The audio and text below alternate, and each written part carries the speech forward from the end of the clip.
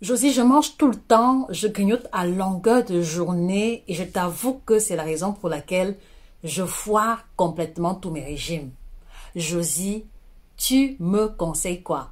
Voilà, chers téléspectateurs, la thématique qui va nous embarquer dans une opération chirurgicale nutritionnelle.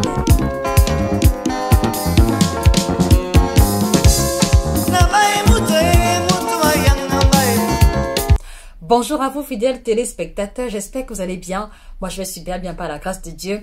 Je suis Josie K, votre chirurgienne en nutrition, spécialiste de l'alimentation tropicale, alimentation africaine, alimentation exotique.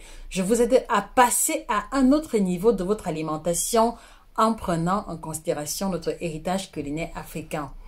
Alors, il y a beaucoup de femmes, beaucoup de personnes qui font le constat douloureux de se rendre compte que elles mangent trop, ou alors elles mangent à longueur de journée, ou alors elles grignotent. Ça veut dire qu'elles subissent malheureusement l'effet de la faim perpétuelle, l'effet de la faim intempestive qui les pousse à manger à tout bout de champ, ce qui va avoir pour effet catastrophique de mettre à néant tous leurs efforts ou de perte de poids ou de stabilisation de leur poids. Et donc aujourd'hui, je me propose comme ça de revenir en profondeur sur la sensation de faim intempestive en vous aidant à comprendre le mécanisme et surtout comment en venir à bout de manière définitive. Mais avant d'y arriver, je voudrais vous inviter à vous abonner sur la page et à partager cette vidéo à un ami, à une connaissance qui grignote tout le temps, qui est sous l'emprise de la nourriture et qui ne sait pas comment en venir à bout. Voilà, je vous ai également vous souligner qu'on a mis sur pied une collection de 4 ouvrages qui va comme ça vous aider à vous édifier en profondeur sur le concept de l'alimentation africaine en vous livrant les méandres, toutes les informations dont vous avez besoin. Donc n'hésitez pas à commander sur Amazon ou à la FNAC ou directement chez nous. Alors cette thématique m'est venue à l'idée à la suite d'un live que j'ai fait sur Facebook où il y a une dame qui a intervenu en me disant que Josie, j'ai tout le temps faim et c'est ça qui foire mon régime, qu'est-ce que tu me conseilles? Et cela a retenu mon attention parce que ceci est une phrase parmi tant d'autres que j'ai plusieurs fois écoutée et j'ai pensé qu'il était intéressant que je m'arrête définitivement dessus pour vous clarifier ce qu'il en est définitivement. Alors, vous devez comprendre que à la base, fidèle de statistique, à la base, personne n'est trop gourmand. À la base, personne ne mange plus qu'une autre. À la base, personne n'aime la nourriture plus qu'une autre personne. Vraiment, il n'y a que quelques exceptions qui correspondent à des personnes qui sont gloutonnes ou alors à des personnes qui ont besoin de manger de grandes quantités. Mais je vous assure qu'à la base, personne, en tout cas une personne équilibrée, une personne normalement constituée, une personne qui a une physiologie correcte, n'est pas naturellement portée à trop manger plus qu'une autre personne qui a également les mêmes paramètres de santé corrects. Alors cela veut donc dire que si vous commencez à ressentir la faim de manière répétitive, la faim de manière incontrôlée, si vous faites l'expérience d'une situation où vous avez besoin de manger en permanence, alors c'est la manifestation visible d'un trouble et il faut pouvoir identifier le trouble en question. L'un des éléments de ce trouble peut être une hyperphagie, ça veut dire que les personnes qui ont besoin de manger en grande quantité, l'un des éléments peut être une anorexie. D'accord? Parce qu'il y a des personnes anorexiques, mais qui se retrouvent anorexiques après avoir mangé de grandes quantités et après s'être fait vomir ou alors après avoir pris des laxatifs. Voilà. Il y a aussi la boulimie. C'est le cas des personnes qui mangent de manière incontrôlée, un peu comme si elles étaient sous l'emprise ou alors elles n'arrivaient pas à avoir le contrôle sur ce qu'elles mangent. Et quelle que soit l'origine, vous devez comprendre que une faim ou alors un désir de manger répétitif et régulier n'est pas du tout normal. Et durant le live que j'ai eu à faire, je lui ai expliqué, comme je venais de le faire avec vous, que ce n'est pas normal de ressentir la faim ainsi. Et la question que je lui ai posée, qu'est-ce que tu caches derrière ta faim? Qu'est-ce que tu essayes de compenser avec ta faim? Qu'est-ce que tu essayes de couvrir avec le fait de manger tout le temps? Et donc, à vous aujourd'hui, je voudrais aussi vous demander, est-ce que vous ressentez souvent la faim de manière perpétuelle? Est-ce que vous ressentez souvent l'envie de manger de manière intempestive? Voilà, si oui, à quelle fréquence? Si oui, en quelles circonstances? Je voudrais vous pousser aujourd'hui à faire un retour en arrière, une introspection pour pouvoir identifier les éléments ou les circonstances qui vous conduisent à une surconsommation alimentaire. Ça va être très, très important par la suite. Donc, vous devez comprendre que le fait de manger tout le temps n'est que la matérialisation visible d'une perturbation intérieure.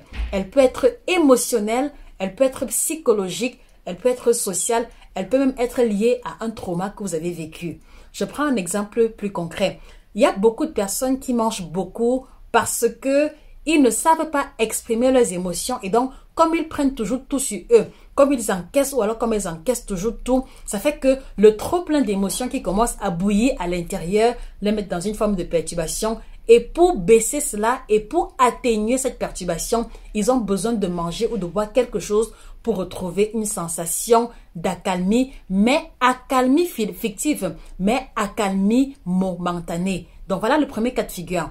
Il y a également des personnes qui vont se retrouver à manger tout le temps parce qu'ils ruminent une colère, ils ruminent une frustration, ils ruminent une situation qu'ils ont vécue et ils ruminent une situation qu'ils ont mal vécue. Donc la question que moi je vous pose, s'il vous plaît, quel est l'élément que vous ruminez au fond de vous? Qu'est-ce que vous couvrez, qu'est-ce que vous cachez à travers le fait de manger tout le temps? La troisième catégorie, il s'agit par exemple des personnes qui ont, par exemple des femmes qui ont perdu un bébé, c'est-à-dire que elles ont perdu un bébé soit à travers une fausse couche, soit à travers le décès de l'enfant en question.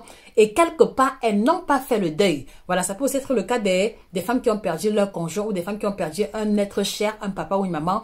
Elles vont se retrouver dans une situation où elles n'ont pas fait définitivement le deuil, elles n'ont pas fait totalement le deuil. Et donc, quelque part, il y a cette douleur-là, il y a cette douleur qui va être nourrie par les souvenirs liés à la personne chère qu'elles ont perdue, qu'elles vont entretenir au fond d'elles. Et donc, quand elles vont y penser, elles vont se sentir tristes.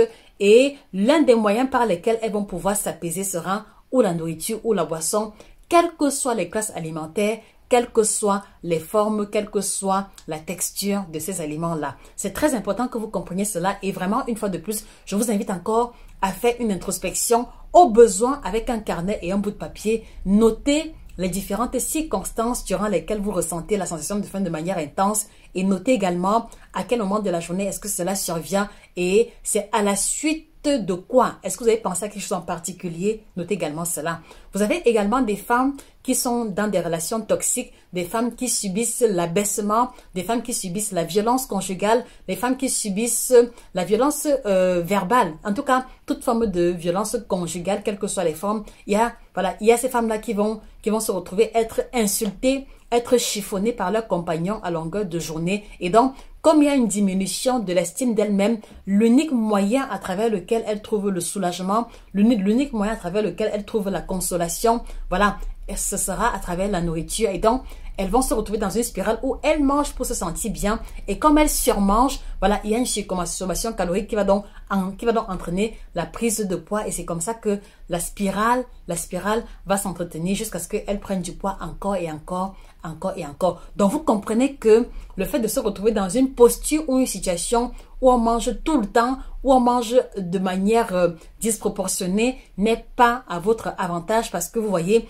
il y a donc l'engrenage qui va s'installer et donc vous luttez pour pouvoir garder le poids stable, mais la faim vient détruire complètement tous vos efforts alimentaires que vous avez mis en amont. C'est pour ça qu'il est important, non pas de rechercher le régime qui va vous aider à perdre tous ces kilos en une semaine ou alors en 2 semaines. Il n'est pas utile pour vous, dans un premier temps, de chercher à tout prix la ceinture minceur. Il n'est pas utile pour vous, dans un premier temps, de chercher le coupe-faim ou alors de vous couper l'estomac parce que c'est ce que vous envisagez immédiatement comme solution. Ce n'est pas de ça qu'il est question. Ce n'est pas ça la première étape vers la guérison. La première étape vers la guérison, c'est votre introspection, c'est votre capacité à vous regarder dans une glace et à identifier le facteur déclencheur, le facteur qui entraîne cette perte de contrôle vis-à-vis de la nourriture. Alors je vous repose la question là maintenant. Quel est l'élément? Quel est l'événement? Quelle est la circonstance? Quelle est la douleur que vous entretenez au fond de vous? Quel est ce secret? Quel est ce secret? Quel est ce secret que vous portez en vous, que vous n'avez jamais eu le courage d'en parler et qui vous pousse justement à cette surconsommation alimentaire?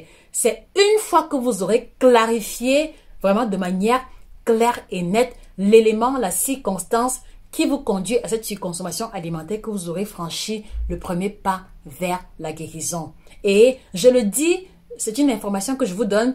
Si vous voulez sauter l'étape pour vous retrouver à comment couper la faim, à comment arrêter de manger. Voilà, vous allez traiter le problème à la surface parce que le facteur déclencheur est au fond de vous. D'accord? C'est pour ça que vous devez aller à la racine. C'est pour ça que vous devez aller au fond de vous, accepter, quelle que soit la douleur que cela va engendrer, de faire ce voyage-là au fond de vous pour pouvoir extirper, pour pouvoir conduire à l'extérieur, pour pouvoir mettre des mots sur la douleur, sur l'élément, sur le trauma, sur le secret que vous portez au fond de vous, ou alors sur cet événement que vous avez vécu, qui est la raison fondamentale pour laquelle vous avez besoin de nourriture pour vous calmer une fois que ce souvenir douloureux est réveillé.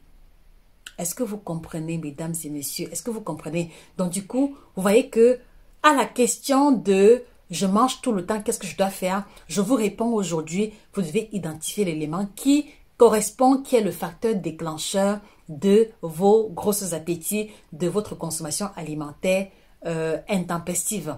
Et pour d'autres personnes également, ça va être le stress, c'est-à-dire que des personnes qui font un travail stressant, qui ont un supérieur intransigeant, chaque fois qu'il y a une situation de stress et que vous n'avez plus à contrôler la situation, vous avez besoin de prendre un biscuit ou un chocolat et quand vous commencez, vous terminez la boîte sans vous en rendre compte parce que vous n'avez pas réussi à mettre des mots sur votre stress, parce que vous n'avez pas réussi à reconnaître que c'est le stress et donc à trouver le moyen de gérer le stress autrement. Et donc vous voyez ici, à travers cette problématique, la dimension cognitive de l'alimentation. Donc, vous comprenez que l'alimentation n'est pas toujours aussi facile qu'elle en a l'air. Il y a une dimension cognitive, il y a une dimension émotionnelle, il y a une dimension psychologique qui doit pouvoir être prise en compte dans l'accompagnement de tout un patient. Et c'est en ce sens-là que un suivi personnalisé a toute sa place. Donc, moi, je vous repose la question. Faites l'effort. C'est-à-dire que je vous invite, vous qui m'écoutez, vous qui avez le sentiment de manger tout le temps, commencez par clarifier.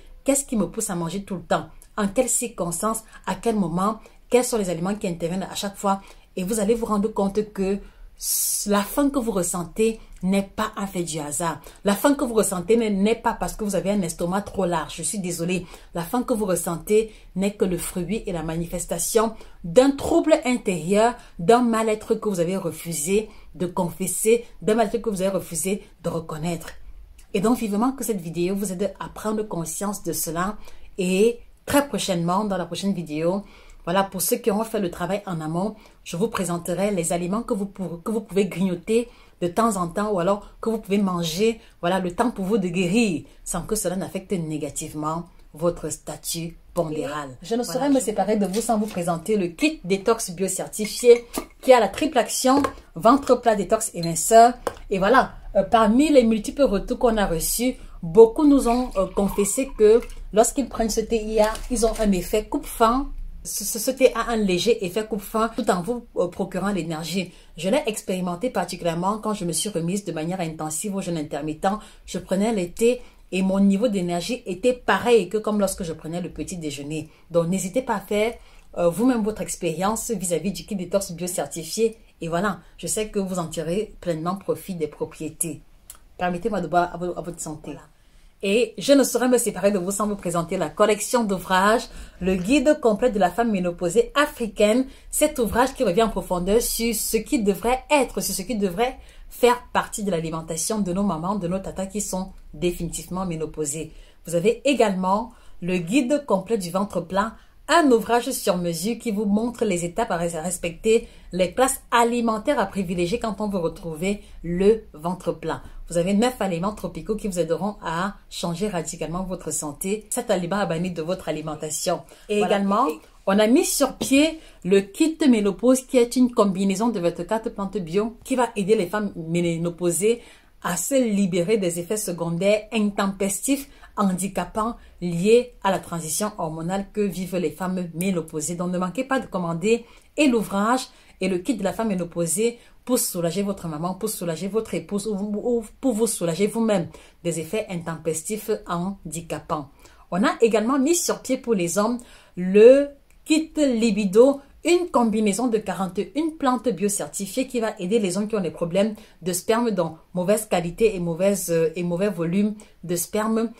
Également, les hommes qui ont des problèmes d'érection, dont ceux qui souffrent d'impuissance, le zizi qui ne se lève pas ou le zizi qui se lève mais qui est trop mou pour permettre une pénétration. Et les hommes également qui ont le problème d'éjaculation précoce. Donc, vous avez à l'intérieur la combinaison de plantes qui va vous aider à mieux contrôler votre érection, à mieux vous contrôler durant les rapports sexuels, de telle sorte que vous n'éjaculez que après avoir satisfait votre partenaire. Et si vous avez du mal à faire ce travail d'introspection tout seul, je vous encourage vivement à prendre une consultation personnalisée et ensemble, on verra comment vous aider à identifier les facteurs déclencheurs, comment vous aider à mieux gérer vos émotions et rajouter à ça un programme alimentaire personnalisé.